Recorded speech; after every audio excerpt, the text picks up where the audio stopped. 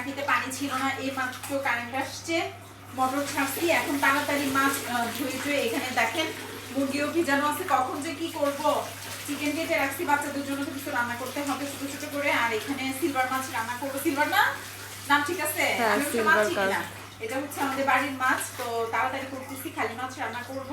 আর চিকেনও ভিজায় রাখছি, ভাত অলরেডি বসিয়ে দিয়েছি। কখন যে কি করবো আল্লাহ জানে। আজকে ঘুম থেকেও লেট উঠছি, আমার বাচ্চাদের স্কুল অফ, এর জন্য। মাছ অলরেডি ধোয়া শেষ, তারপর লবণ দিয়ে আরেকটু ধোবো। কাজ আর কাজ, সকালবেলা যদি একটু লেটে উঠি তারপরে তো অবস্থা খারাপ হয়ে যায়। সবাই মনে হয় রান্নাও শেষ, আমি মাত্র আসছি। দুজনে মিলে করবো, আমি আর আমার ভাই বউ মিলে করবো। একটা পানি আগে ধুয়ে নিই, তারপরে বেছে বেছে দেবো। তো আর কার কি অবস্থা, আর কি কি রান্না করবো এটা তো বলে এসেছি। রান্নার রেসিপি আর তো দিবই, ভিডিও তো আপলোড দিতেই হবে। সো ইনশাআল্লাহ নেক্সট ভিডিওতে আবার নতুন কিছু নিয়ে হাজির হয়ে যাবো। সবাই ভালো থাকেন, সুস্থ থাকেন, আল্লাহ হাফেজ, আসসালামু আলাইকুম।